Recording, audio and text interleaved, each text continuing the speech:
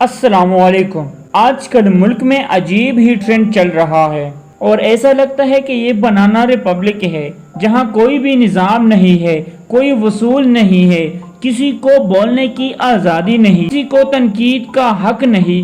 صحافیوں پہ تو کڑا پہرا لگا دیا گیا ہے اور صرف انہی لوگوں کو قبول کیا جا رہا ہے جو اچھی طرح جوتے پالش کرتا جانتے ہو۔ اس وقت جو بھی صحافی رجیم چینج آپریشن کے خلاف بات کر رہا ہے اسے میڈیا سے نکال دیا جاتا ہے اور ایسے بولنے کی آزادی ضبط کر لی جاتی ہے۔ اسی طرح جو بھی چینل عمران خان کے بیانیے اور ان کی موقف کو عوام کے سامنے لے آتا ہے وہ بند کیا جاتا ہے۔ جو سیاستدان رجیم چینج آپریشن کے مخالفت کرتا ہے، پولیس کے خلاف آواز اٹھاتا ہے، تو ایسی جاندار بات کو ختم کرنے کے لیے اس کا شہباز گل کی طرح حل کیا جاتا ہے تاکہ یہ نشان عبرت بنایا جائے اور کوئی بھی اس بارے میں بات نہ کر سکے۔ لیکن اس طرح کے ہتھ کنڈوں سے کوئی عوام دب نہیں سکتی اور جو موقف کے سامنے آنا ہے وہ آ کر ہی رہتا ہے۔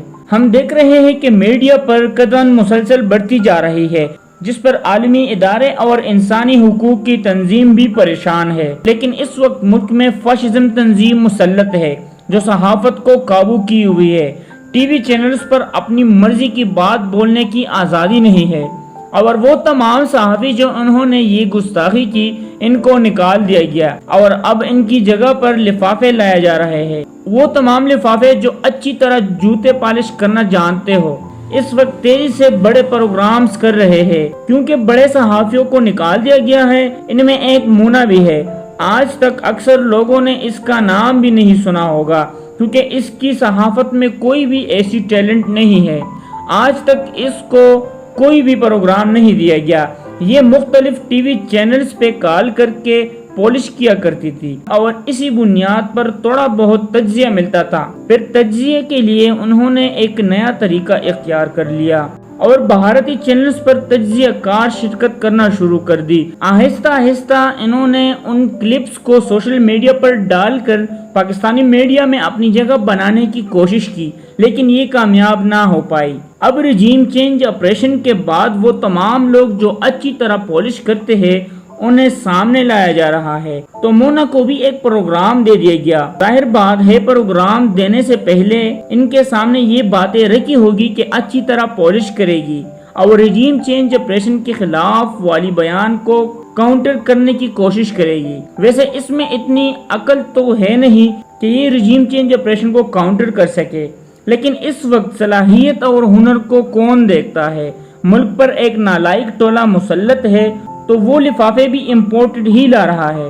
مونا بھی ان میں سے ایک ہے جو پالش کر کے اپنا پروگرام چمکا رہی ہے، لیکن اس پروگرام کے اندر کوئی دلیلی اور منطق پر بات نہیں کی جاتی اور جو کوئی اس کی مرضی کے خلاف بولتا ہے تو اسے ٹوکا جاتا ہے۔ ملک میں لگے سول ماشاءاللہ کی وجہ سے حکومت کے خلاف کوئی بھی بیانیہ بنانا اس وقت مشکل ہو رہا ہے۔ مونا نے آج پی ٹی آئی کے جمشید چیمہ کو اپنے پروگرام میں مدعو کیا اور اس پر سوالات کی بوجھاڑ کر دی۔ اس وقت تمام لفافوں کی جانب سے مشتمل طور پر یہ بیانیہ بنانے کی کوشش کی جا رہی ہے کہ عمران خان فوج کے خلاف بولتا ہے اور فوج کو تقسیم کرنے کی کوشش کر رہا ہے۔ یہ ساری پروپیگنڈا امپورٹڈ حکومت کی مہاں پر کیا جا رہا ہے، لیکن یہ لفافے اس پروپیگنڈے کا مرکزی ذمہ دار ہے۔ عمران خان کے آرمی چیف کے تعیناتی پر بیان کو توڑ مڑوڑ کر پیش کیا گیا جس کی وجہ سے پاک فوج کے اندر سے بھی ری ایکشن آیا اور D G I S P R نے اس پر غم و غصے کا اظہار کیا اور لفافوں نے اسی چیز کو بنیاد بنا کر عمران خان کی خلاف بیان بنانے کی کوشش کی جو کہ امپورٹڈ حکومت کی خواہش پر کیا گیا۔ مونا نے اسی سوال کے بارے میں تحریک انصاف کے رہنما سے پوچھا تو انہوں نے بڑی واضح طریقے سے کہا کہ کیا یہ وہی D G I S P R ہے جنہوں نے حریم والے ذکر کیا تھا؟ حریم والے واقعے کے بعد کی غیر جانبداری مشکوک ہو چکی ہے، لہٰذا ان کے بیان کی کوئی اہمیت نہیں۔ جس وقت چیمہ صاحب حریم کا ذکر کر رہے تھے تو اس وقت مونا کی حالت دیکھنے والی تھی اور اسے تو پروگرام ہی پالش کے لیے دیا گیا ہے، لہٰذا وہ بیچ میں بول پڑی کہ ابھی تو آرمی چیف کی تعیناتی کا فیصلہ نہیں ہوا اور یہ بھی نہیں پتا کہ کون آرمی چیف بنے گا، تو آپ نے پہلے ہی الزام لگا کر اس معاملے کو مشکوک کر دیا۔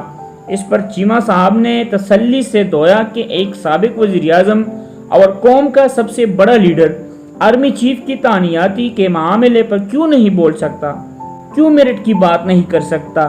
کیا عمران خان نے آرمی چیف کے خلاف کوئی بیان دیا ہے؟ کیا عمران خان کا بیان آئین کی خلاف ورزی ہے؟ کیا انہوں نے کوئی آئین توڑا ہے؟ انہوں نے تو آئین کے حدود کے اندر بات کی ہے۔ انتہائی مہذب انداز میں یہ نقطہ اٹھایا کہ آرمی چیف کی تعیناتی کا فیصلہ کسی امپورٹڈ حکومت کے ہاتھوں دیا گیا تو یہ قوم کے لیے ایک سیکورٹی رسک ہوگا، کیونکہ یہ لوگ پاکستانی عوام کے لیے قابل قبول نہیں ہے اور یہ اپنی مرضی کا آرمی چیف لانا چاہتے ہیں۔ ویڈیو دیکھنے کے لیے شکریہ۔